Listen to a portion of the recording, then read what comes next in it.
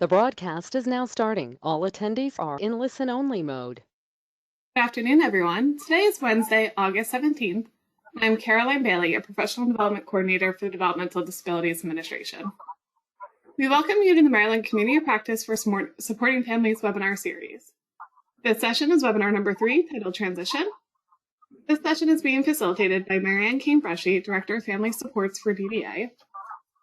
Our guests today include Janet Furman, Director of Children's Services with DDA, Danny Szabo, Eligibility Coordinator for DDA's Eastern Shore Regional Office, and Kira M. Bragg, MSW, Transitioning Youth Program Supervisor of Total Care Services. Before we begin, I'd like to go over a few things about the webinar. All participants are in listen-only mode. There are 2 options for listening to the webinar, by computer and by phone. If you're having trouble hearing, you may try switching by clicking on the appropriate button on the webinar panel. There are handouts for this webinar, and you can find them in the handout section of the panel to the right of your screen. They can also be emailed if you're listening by phone. We will be recording the webinar, and if we have time at the end, we'll take questions directly related to the webinar. If you have a question regarding your services and supports, please contact your CCS and your local regional office. Before we begin, we do have 2 polls that we'd like to pull up, so if you wouldn't mind, take a moment to respond to each of these polls. So our first poll is, where do you live? And it goes through our 4 regions.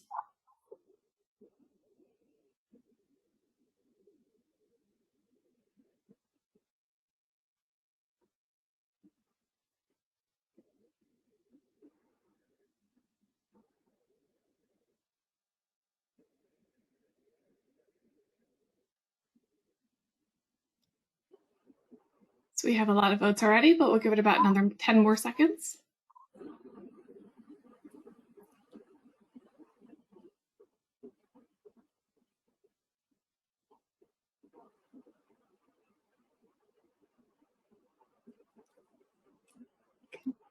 Okay, perfect. We're going to go ahead and close this poll, and I'll share the results.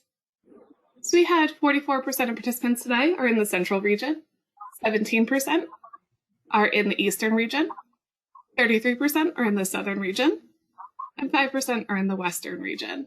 Now we're going to go on to our second poll. Our second poll today is, what is your relationship to disability? We have 5 options.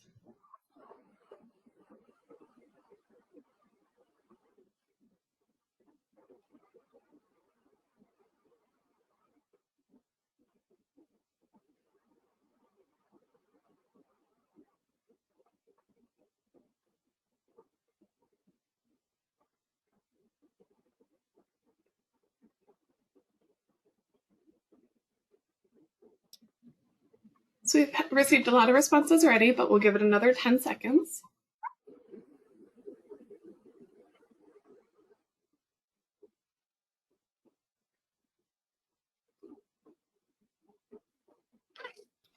Okay, I'm going to go ahead and close this poll, and we'll share the results. So for today, we have nobody who is a person with developmental disability.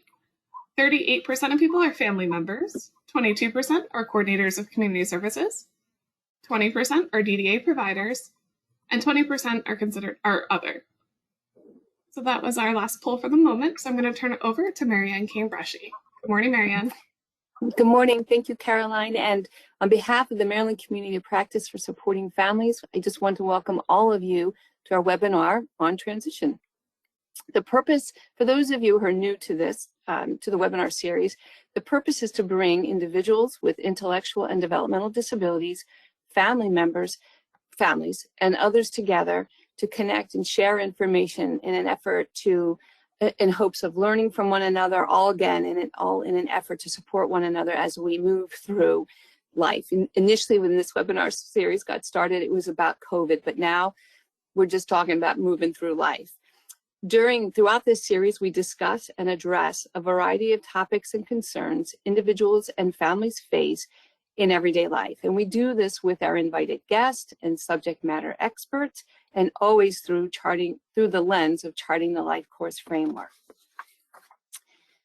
What is Charting the Life Course? It is a set of universal principles and tools.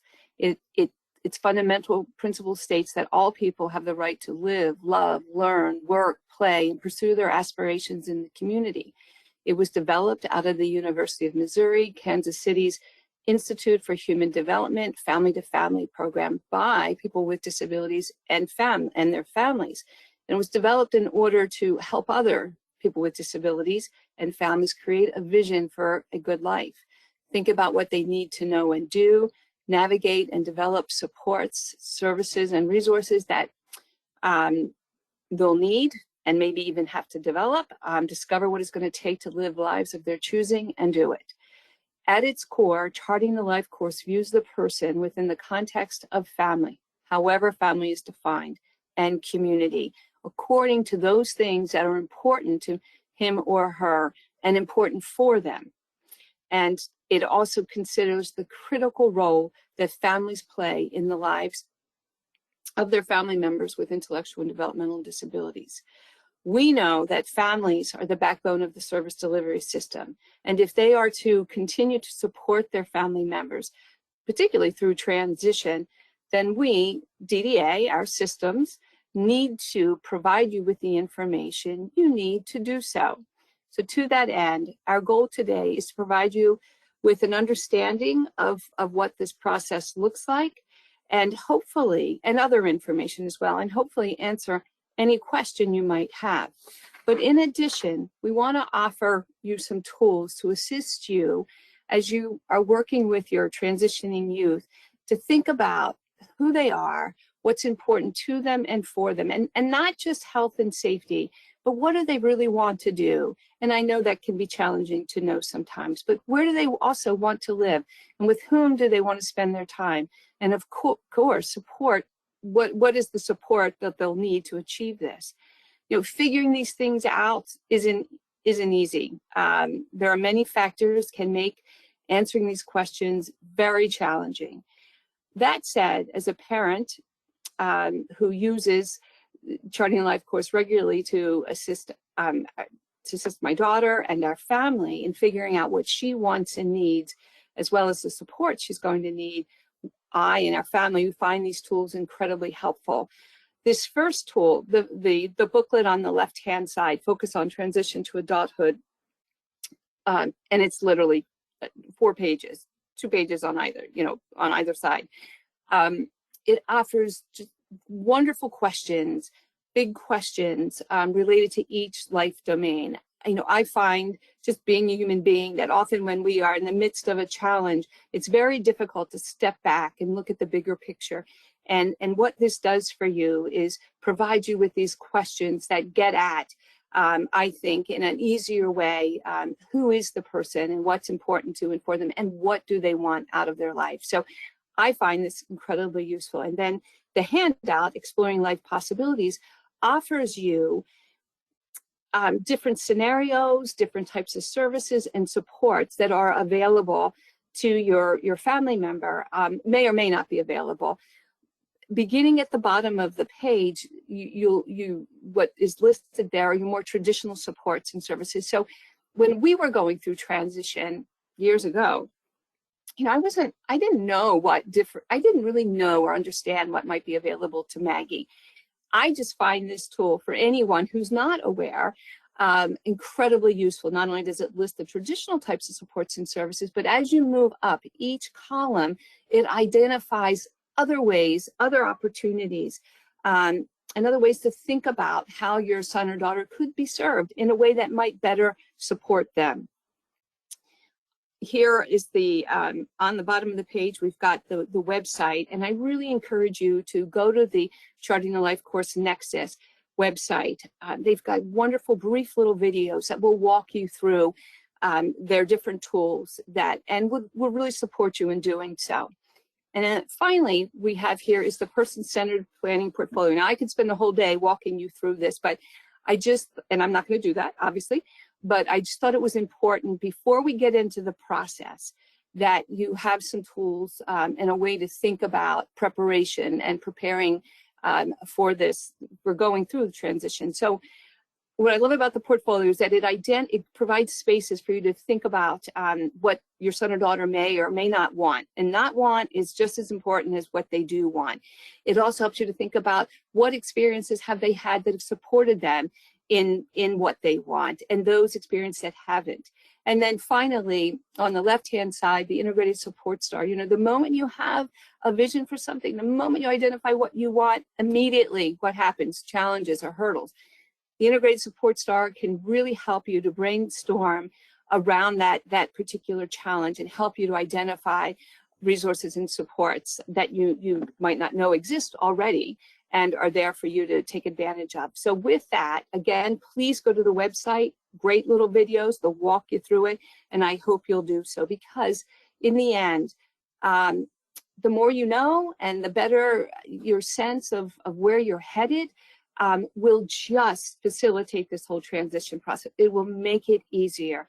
So I hope you're able to take advantage of these tools. And so with that, we have some wonderful guests. Caroline has already introduced you to them, but I'm actually going to call them out again and ask them to raise their hand.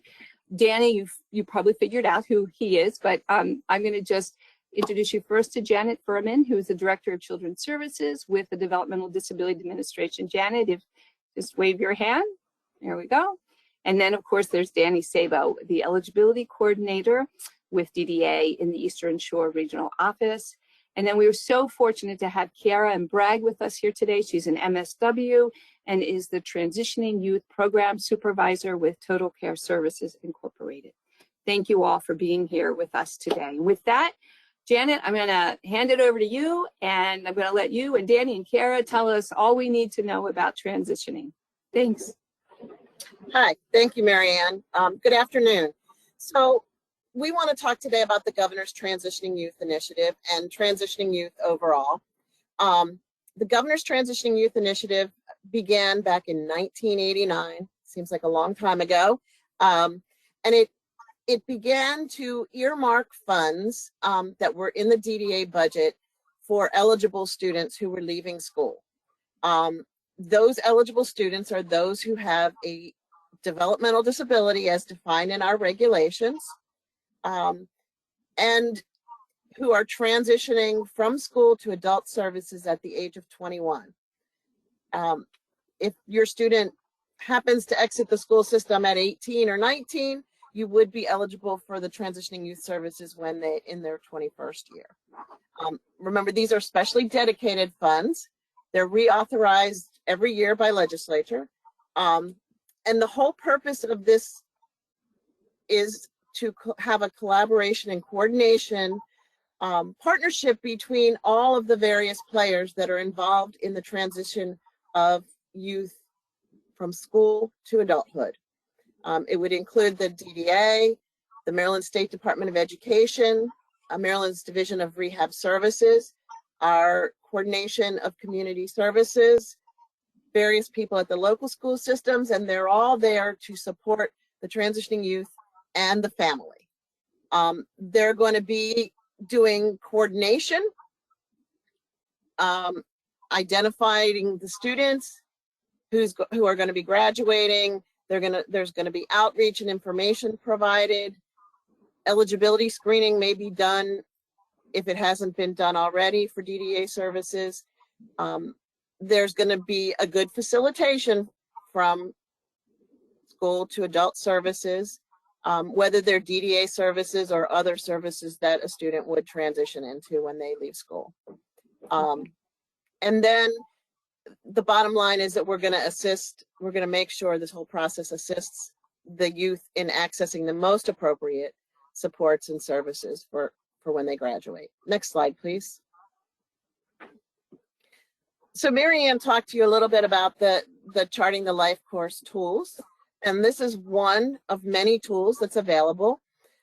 This is the trajectory, which looks at the vision for whatever you happen to want. In this case, we're looking at DDA's vision for transitioning youth. And what we want is to have a very person-centered, family-friendly system that focuses on employment first, being part of the community, being flexible, having high quality of services, and the provision of a seamless transition, and on and on and on. What we don't want are youth to be unemployed, isolated, ending up in poverty and segregation, having restrictions in their life, lack of choices, low expectations, and only eligibility supports in their lives. Next slide. So when you're talking about leaving the school system, in Maryland, a student with a disability who's receiving special ed services is entitled to a free, appropriate public education. You may hear that sometimes called FAPE, F-A-P-E, through the school year in which they turn 21 years of age.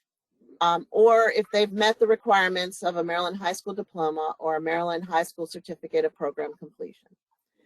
Once that student exits the school system, they are no longer entitled to services. They must meet the eligibility criteria and funding availability for any services that are post-secondary education services or any adult services provided through DDA or other agencies. The DDA services are provided based upon eligibility for services as well as the availability of funding. Now, I did mention in the last, I think a couple slides ago, that there is money set aside, and there is, but you want to make sure that you're accessing that at the time when you're eligible for it. Next slide, please. I'm going to briefly go over a timeline. Let me just say at the beginning, there is some flexibility in this timeline. It can change depending on your situation. It's really important through the entire process that you maintain communication with your coordinator of community services. And so around the ages of 14 to 16, we recommend that if you haven't already applied for DDA services, that you do that so that you can get on the waiting list and be able to access services as available. You also want to consider applying for DOORS services. And then once you have that coordinator of communities, that eligibility, the coordinator of community services will assist you with that transitioning process. If you happen to be 18 and you haven't applied yet for DDA services, just go ahead and apply. It's not something that you have to do during ages 14 to 16. That's just when we recommend that you start. At age 18, we recommend that you apply for Social Security benefits, SSI, if you haven't already, and medical assistance. You will be required to have medical assistance in order to access DDA funding for services. You may want to consider a benefits counselor through DOORS. A benefits counselor can help you determine how you access your benefits and what benefits you access. It's also a good time to consider opening an ABLE account if desired, and we have some links for some of these resources at the end.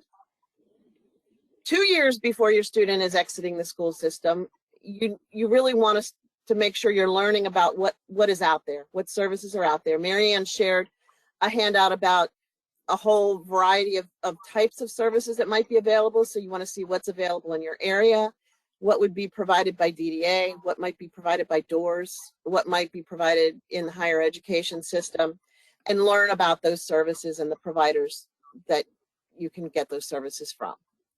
A year prior to leaving school or graduating, your CCS is going to begin to assist you with your waiver application and selecting a provider.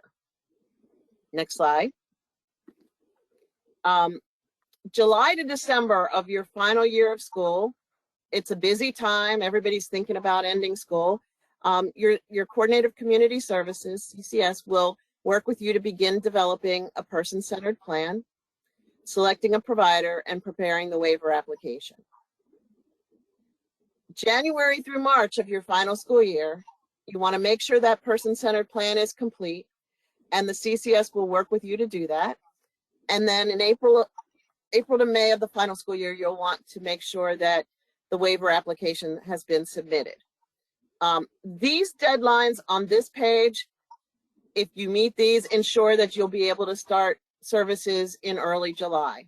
July 1st would be the earliest start date for services. If you're not interested in starting services in July and you want to enjoy your summer break and start services in the fall, you have a little bit of leeway on these dates, but you want to still work with your CCS in order to make sure that everything's getting done in time. And so I'm going to turn this over to Danny and let him talk to you about the DDA application process.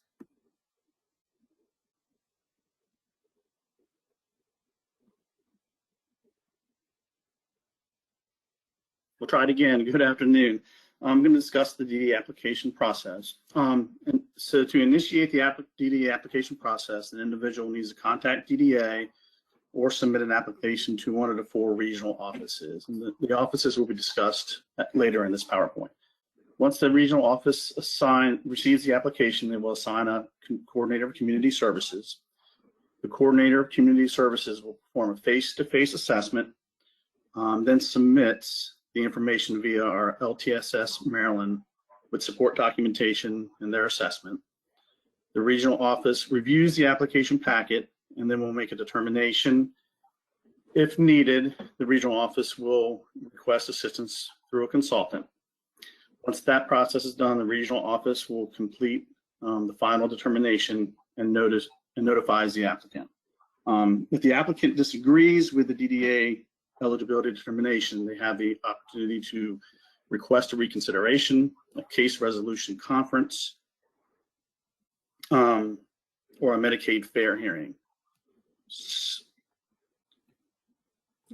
Some notes I wanted to point out is when an application is submitted, you want to provide as much support documentation as possible. So that would include the current or most recent psychological assessment, IEP, medical documentation, educational assessments, or any information you feel will be helpful in the determination. Also, the CCS, or the Coordinator of Community Services, has 45 days to complete the process. And then once it's submitted to the regional office, we have 15 days to complete our process. So the total is a 60-day time frame from start to finish. Next slide. So once an individual is determined, the eligibility criteria to be determined eligible for DDA funding is a developmental disability, means a severe chronic disability of an individual that is attributable to the physical or mental impairment other than the sole diagnosis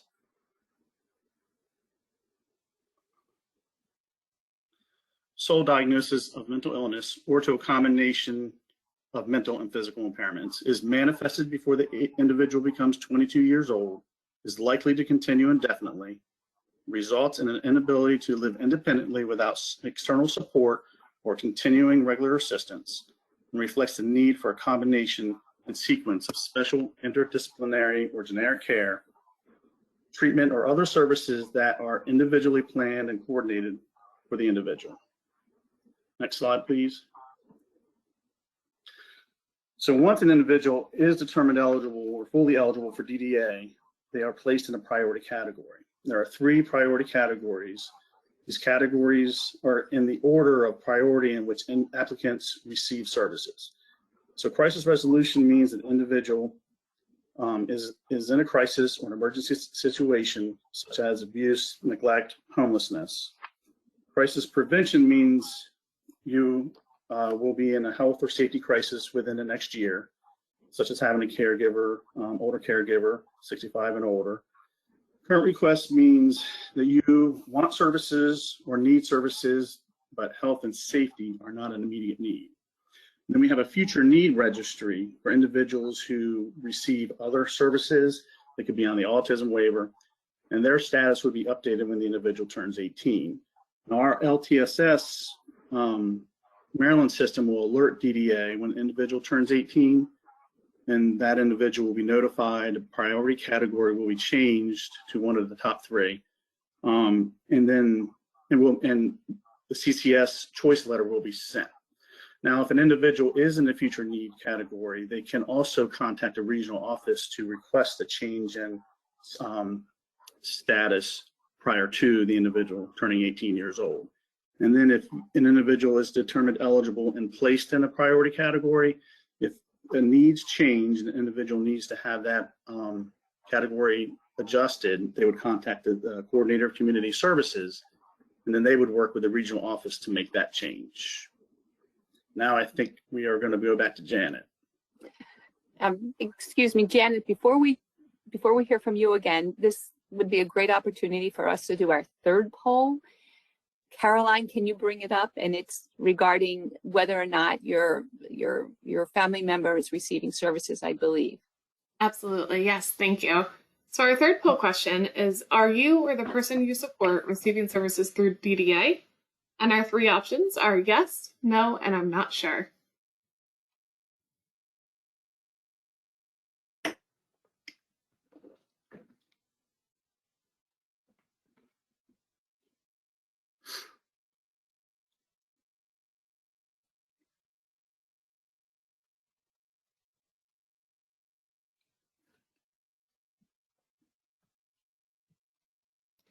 So we'll go ahead and give it another 10 seconds or so before we close the poll.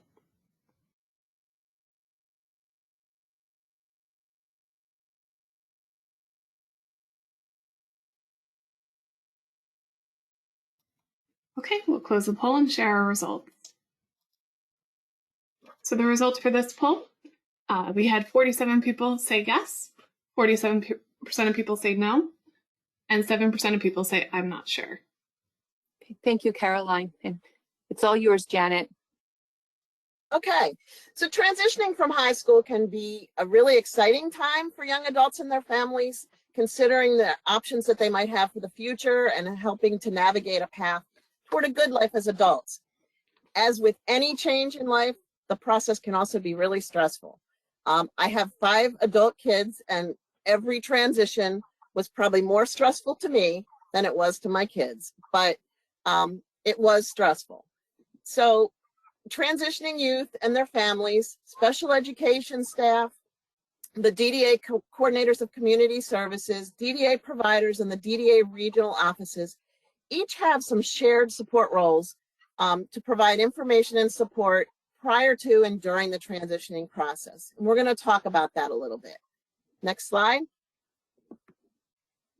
So some of the shared roles include sharing the resources that are available, local, state, federal, the programs that are available, sharing information about post-secondary education, and or the ability to receive services from adult services agencies like DOORS and DDA. And I'm going to stop here for a second and say that I highly would recommend that you look into some of those post-secondary education opportunities. There's some really exciting opportunities out there. I had the opportunity a few months ago to go see the program at the University of Maryland College Park, and that was really exciting, and the students that are there seem to really be enjoying being part of the college life, and the students that are helping to support them as mentors seem to be learning a whole lot about life in general and just how to be supportive. So that's just something that I would highly recommend looking in. There's a lot of other programs around the state, and I would recommend looking into some of those as well. Other shared roles are assisting with referrals and applications, providing some current information on the process, answering any questions that the youth and families might have, and then coordinating and communicating with each other in order to hold annual meetings, monitoring updates, and that type of thing. Next slide, please.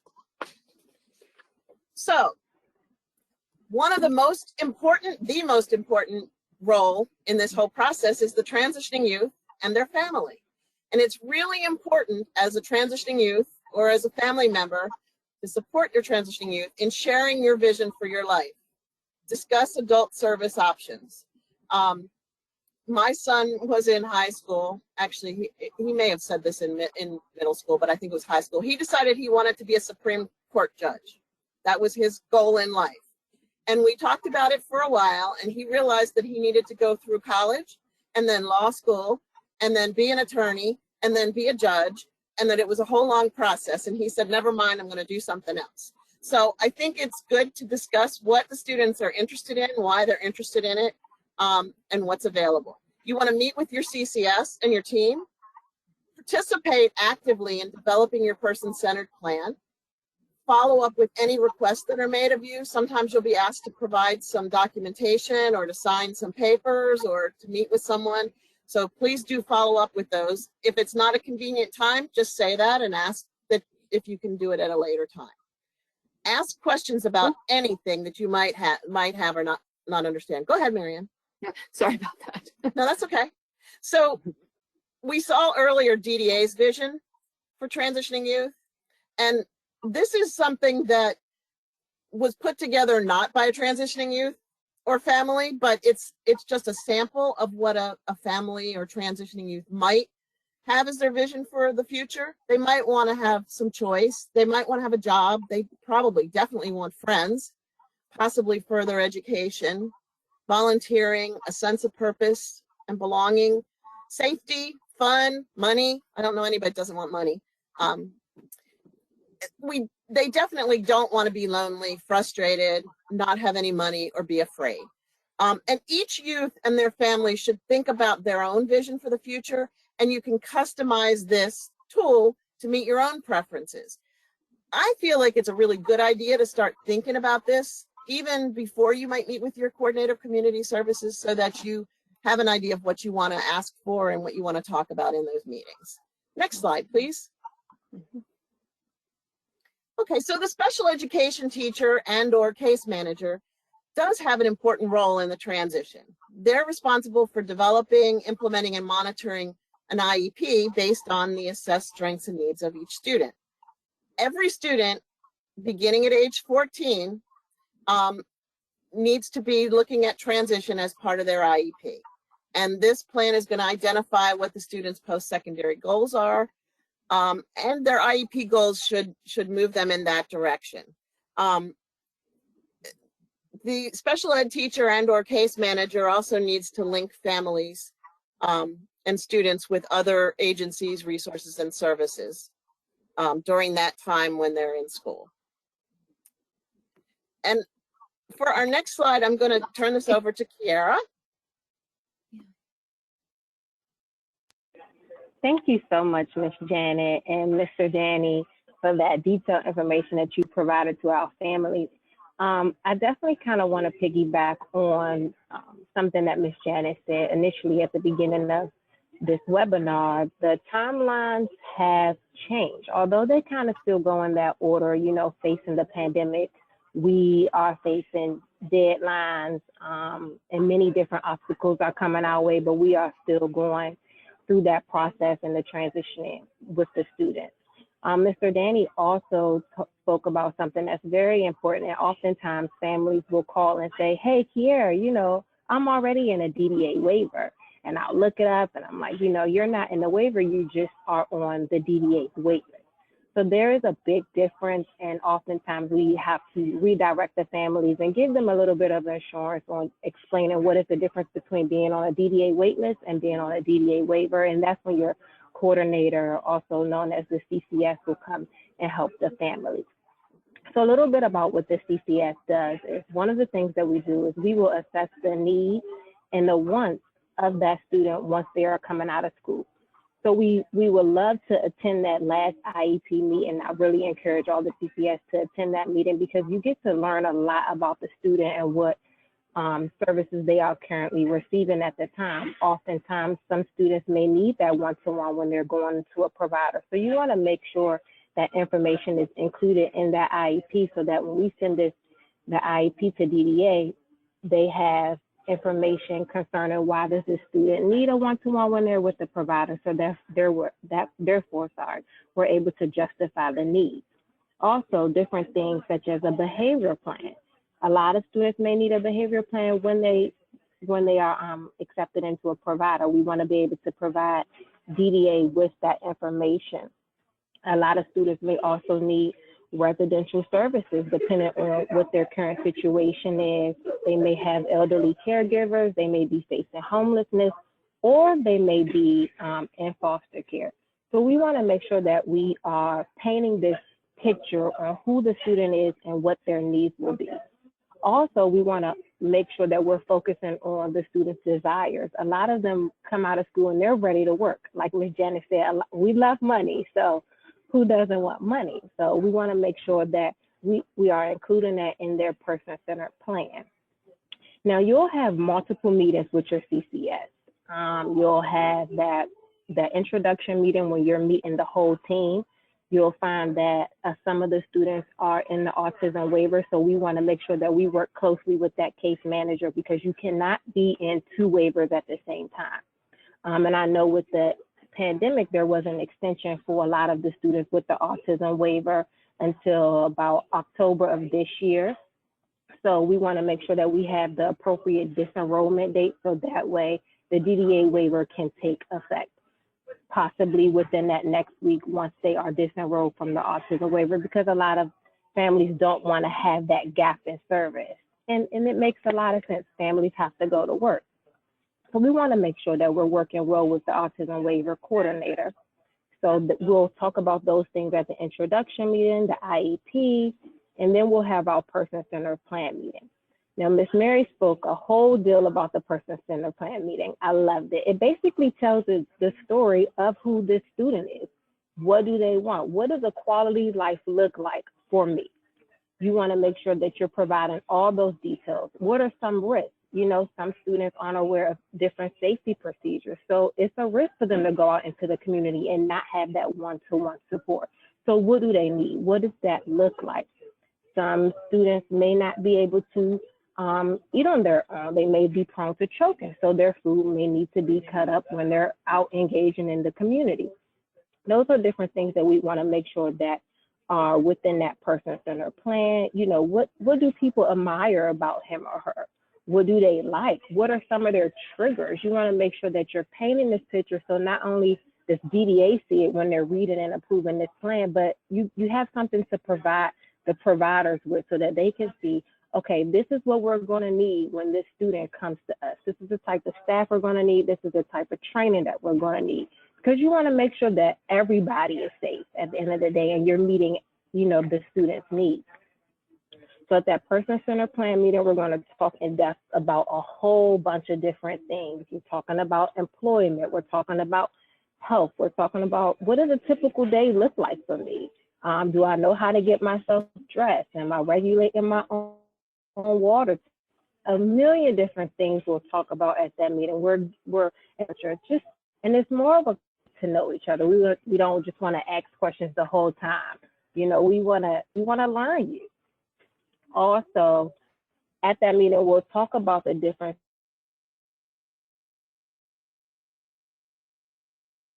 services that providers may offer. You have different things like, and I'm quite sure they'll talk about it later, like different meaningful day services, such as employment, day had and community development.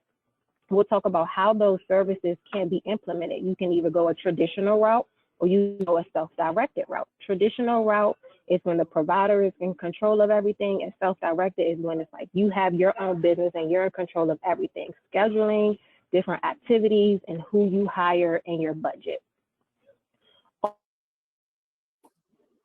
Kiara, we are helping you to find a provider. I believe Ms. Janet mentioned earlier about the difference between entitlement and eligibility. That is really big, and we stress that at CCS because oftentimes families think that, oh, the CCS is going to handle it. No, we have to work together to handle it. So Kiara, you're coming in and out. We're losing you. Intake meetings, and sometimes the CCS will attend those. You guys are going out and you're doing provider intake meetings with you, and we'll send referral packets out with your consent to different providers. And we typically ask that families go out that summer prior to school, that last year, because you're racing against the clock. Can you hear me? We're having trouble. You're coming in and out, unfortunately. Can you hear me, Miss Mary? I can hear you now. Hello? I can hear you.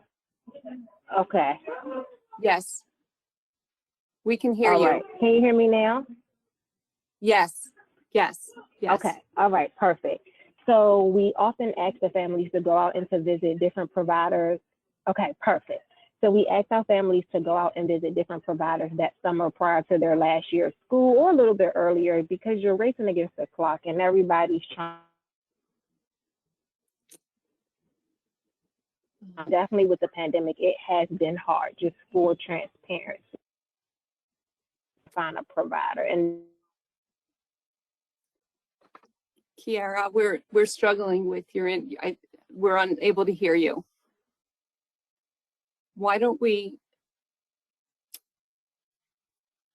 Janet and Danny, Kiara, I think what I'd like to do is, until you're able to get the internet connection fixed, I think we're going to move ahead.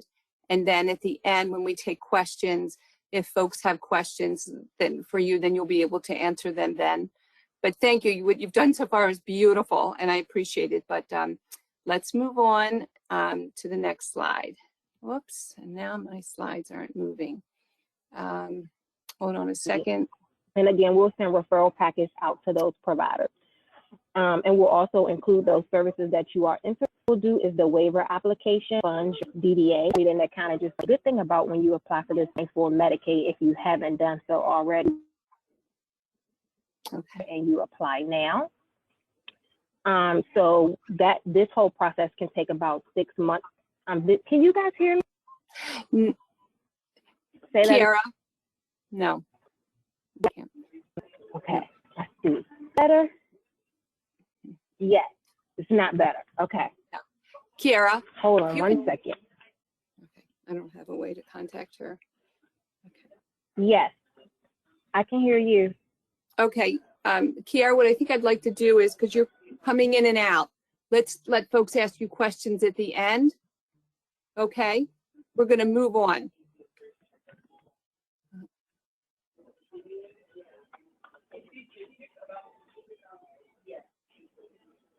Kiara, we're having trouble hearing Yes. you, so we're gonna move on with Janet, okay? And we'll take, hopefully, Okay. if you can get it settled, we can take questions at the end. All right, thank you. Sorry, everyone. Okay. All right. Actually, Danny.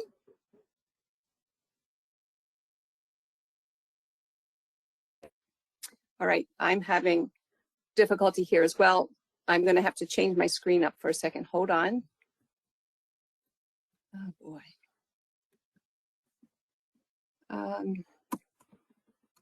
I'm unable to move my screen. Oh. Ah, there we go. There we go. Okay, Danny, you're on. Real quick, I just wanted to go back to the last poll, and I noticed like 7% of people weren't sure if they were connected to DDA or not. So if you're in that percentage, I would contact your regional office, and somebody there can help you connect. So then there are additional roles in the transitional process, and this includes providers and the DDA regional office. So providers will partner with the team to discuss the service options with the transitional youth and family, and then communicate with the transitional youth, family, and CCS throughout the person-centered plan development. Also with the waiver application and enrollment process, or waiver enrollment process. Next slide. The regional office will review and approve the person-centered plan. They will also review and process the waiver application after it's submitted by the coordinator of community services.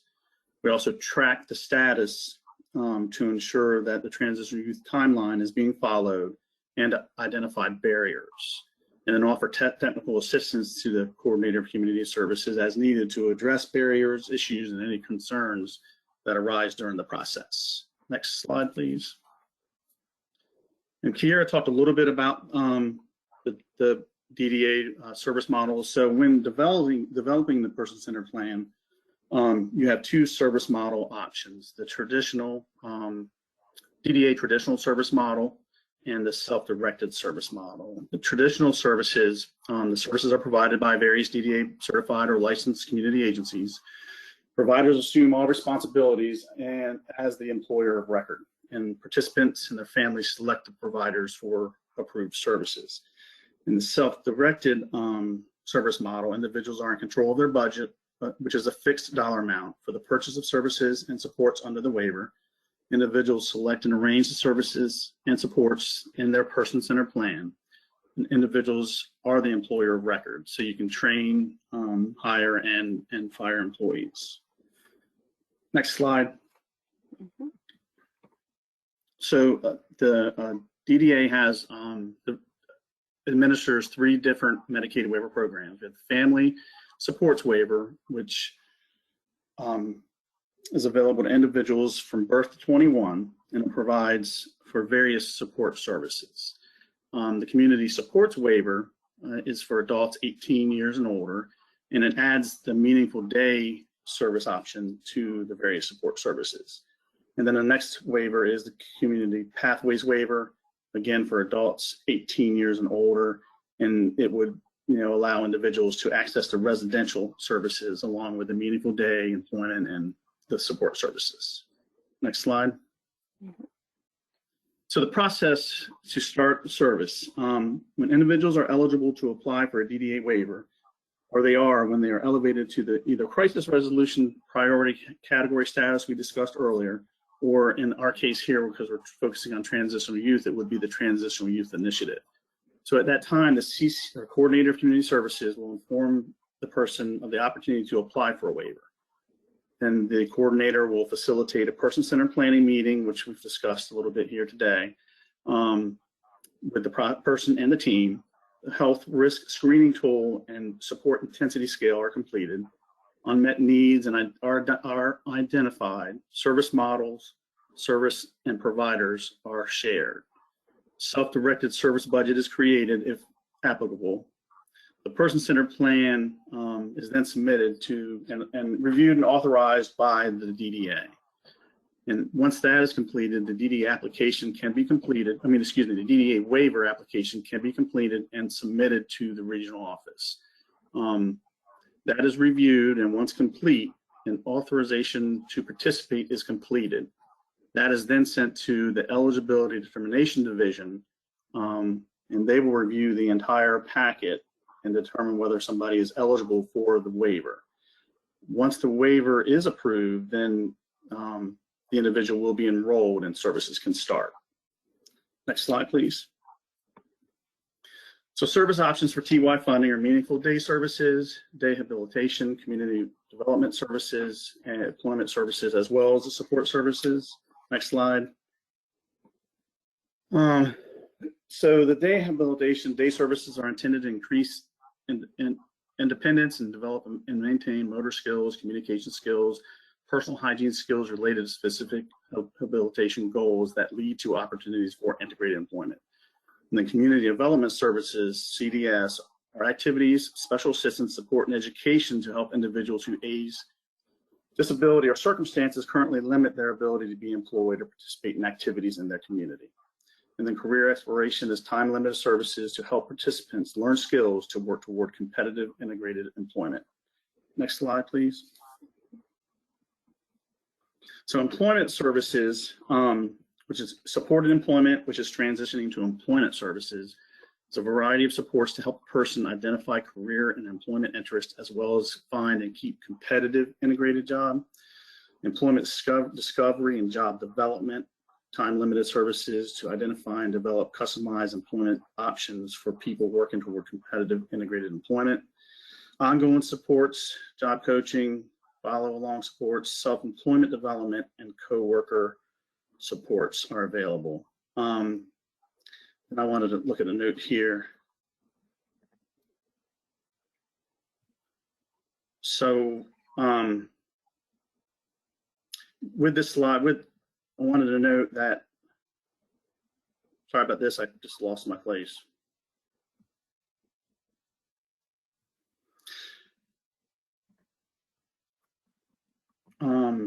With this slide, I wanted to point out the providers who are using LTSS was, at the beginning of the slide, it talks about supported employment and employment services.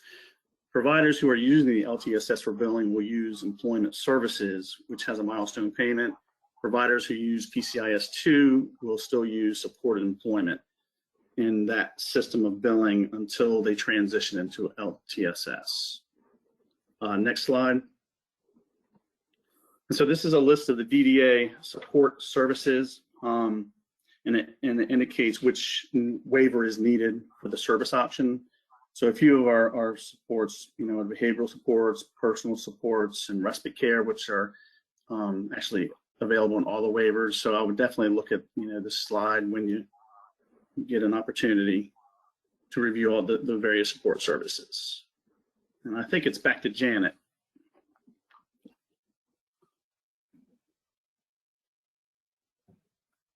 Okay, so thank you, Danny, and thank you, Kara. And Kara, what we heard from you was incredible. I think we missed a little bit with the internet going in and out, but if people have some questions on that, they can ask them. We wanted to leave you with some resources. All of these, when you open your PowerPoint presentation, are links to the actual places where you'll find the resources. If there's any problems at all, please reach out to your regional office and they can help you or your CCS. This will talk you through the ABLE accounts, the DDA fact sheet for transitioning youth, self-directed services, the person-centered plan, and some charting the life course tools. Next slide, please. This might also be important to people. So this talks about the Social Security benefits, the Technology Assistance Program, which is incredible in offering some various types of technology and helping people figure out what's going to work. Navigating the MVA services, everybody is able to access a Maryland ID. So it's probably important that everybody that does not get a driver's license access that. And then there's some other resources here. We also, next slide, please. Just have some definitions of some of the terms you might hear from your CCS or the regional office, just so that you have a little bit better idea of what we're talking about. And I think Kiara talked about the person-centered plan really well. The next slide. And then the health risk screening tool and supports intensity scale are both tools that are used by the CCS in putting together your person-centered plan. So this tells you a little bit about those. Next slide. And again, these are two other tools that are used within the DDA process that you don't really need to know about, but I always like to know everything that I can about what I'm doing. So we wanted to just give you some of those terms. Next slide, please. Okay. So that's me now. I want to thank Janet, Danny, and Kiara for the wealth of information you shared with us. And I know folks are going to have questions at the end, so I'd like to get to them. But before we do that, I do have some additional resources here for you to review and hopefully take advantage of. And again, you will get a copy of the PowerPoint in the handout section. So please check out these resources. In addition, we do have a listing of our regional offices, the director, their location, the counties that are served in each, as well as phone numbers. And we also have for you the regional transitioning youth leads in each of our regional offices. Danny's here today representing the Eastern Shore, and there are the others for you too. So please avail yourself of these resources and get your questions answered. And then with that, what I'd like to do before we take questions, we're actually going to take questions and we're going to leave a minute or two at the very end. We have two more quick polls, but we have Patricia Sostoki, who's our Director of Programs, who's been monitoring the questions, and we'll take them now. Patricia, thank you. Sure, thanks, Marianne. I have a question here for Janet Furman. And it says, just want to double check, my son qualified for DDA in his current request. He is 17 and will probably graduate June 2023. He can still be part of the Governor Transition Youth Initiative when he turns 21. He will still be able to get funded at 21, even if he exits the school system at age 18, or at 21, will he be put on the waiting list essentially forever? Okay, so yes, your son will be able to access the services through the Transitioning Youth Initiative in the year that he turns 21. If something more critical comes up prior to that time, you can always reach out to your coordinator of community services and talk with them, and they may be able to assist you with some other resources, whether they be DDA or other community resources. So just to clarify, Janet, if he wants to get out of school at 18, he can't access the governor's initiatives until he's 21, correct? Correct. He will not be able to access until he's 21. But at 21, he can go directly into the waiver and get the services, correct? Yes. All right. Following the processes with the CCS. Yep. All right, then the next question is for you again. We have a child with level 1 autism with a 504 plan starting grade 11 this year. It sounds like we can enter into DDA program through an autism waiver. Is that correct? Okay, so if your child is in the autism waiver, he is not eligible for the DDA waiver services right now. When he is transitioning from school to adult services, the CCS will work very closely to support that transition, because for the autism waiver students, in order to make sure that there's a seamless transition, they need to work closely to make sure that the autism waiver is ended and the DDA waiver begins within the time frame that has been discussed. Thank you, Janet. Danny, I have a question for you. You said that the DDA would assign a CCS. I thought the participant gets to choose their CCS agency. Can you explain a bit more? Yes, when I referenced the assign, that's for the application process. So when an application is received by our office, we will assign a CCS, and that is random.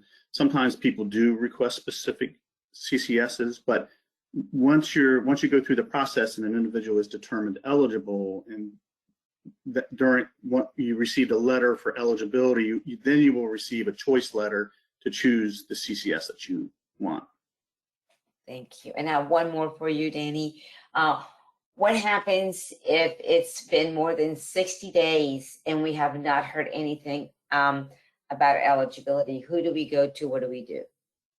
Well, if you are aware of the CCS, and you can contact them, but you can I would contact the regional office probably. If it's past 60 days, contact the regional office.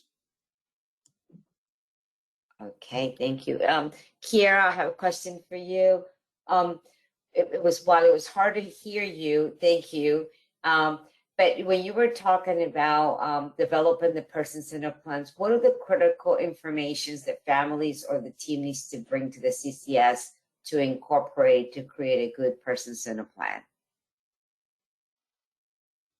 That's an excellent question. And something that's really important is when we are creating this person-centered plan, I definitely want the team and you to tell us what a typical day looks like for you. And what I mean by that, like how I was mentioning, but you probably wasn't able to hear me, is simple things like, even if it's hygiene or regulating water temperature, those things are important in this plan. You'll have different focus areas that are in this person-centered plan that kind of breaks down what does my day look like, and you want to be able to bring that to the table. Any issues that you may have regarding health or any concerns that you may have, if you need support, one-to-one support while you're out in the community, those things are important. You want to be able to paint this picture on what my day looks like and what my needs will be and how my needs should be addressed in that person-centered plan.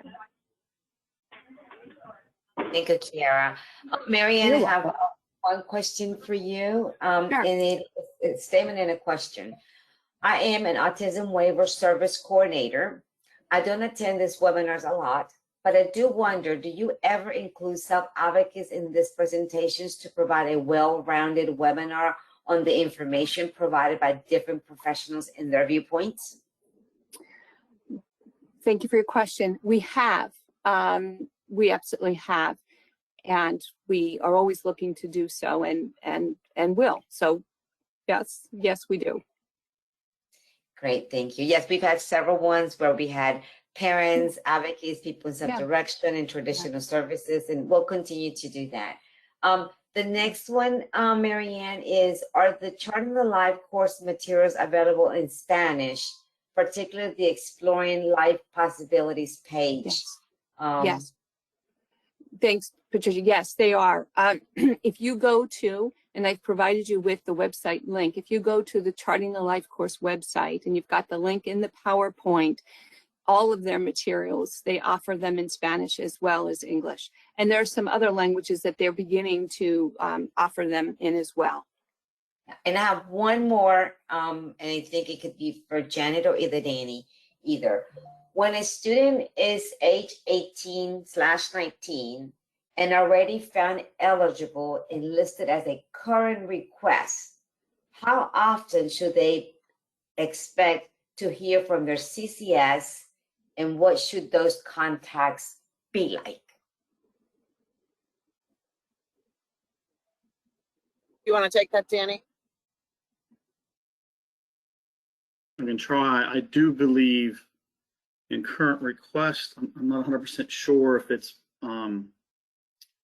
quarterly, it could be yearly, but if they're eight, I think the question was 18, correct? I think it's I think the rule is 18. I mean, once a year, I believe. We may have to get clarification from the CCS lead. Kiara, do you want to add to Danny's answer? Yes, so when you're a current request, you'll probably hear from your CCS about 1 to 3 times. They'll do an annual meeting with you. They'll do a monitoring meeting, and they should be wellness checks. So it's kind of also contingent upon what the CCS agency wants their CCS to do as well. Often we do wellness checks monthly, so you may hear from us monthly, especially when the pandemic hit. So let me just to clarify, the policy is that for current requests, we do yearly, and with the pandemic, we did have wellness checks, and so we had the CCS checked on a monthly and a quarterly basis. But definitely you should see what should the business look like. Has anything happened lately? Is everything still the same? Any major life changes? Do you need supports now? How can we support you? Still coordinate you with and connect you to other services. So really great question. Marianne, I know we're out of time, but I'm going to turn it over to you. Okay, thank you, Patricia. And Caroline, if we could pull up our last 2 polls quickly. Absolutely. So I'm watching the 4th one. Sure. So our 4th poll is, were you satisfied with this webinar? And our options are not satisfied, satisfied, and greatly satisfied.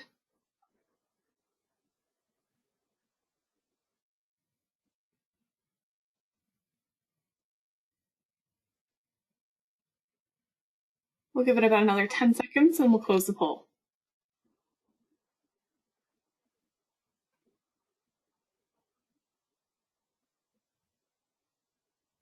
Okay, so we're going to go ahead and close the poll and show the results. So we had no one say they were not satisfied with the webinar. 53% of people said they were satisfied, and 47% said they were greatly satisfied. So we'll go into our last poll.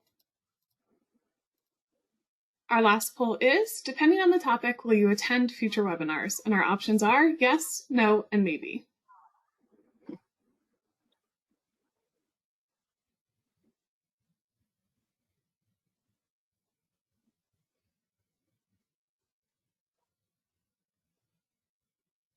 We'll give it about another 10 seconds and we'll go ahead and close the poll.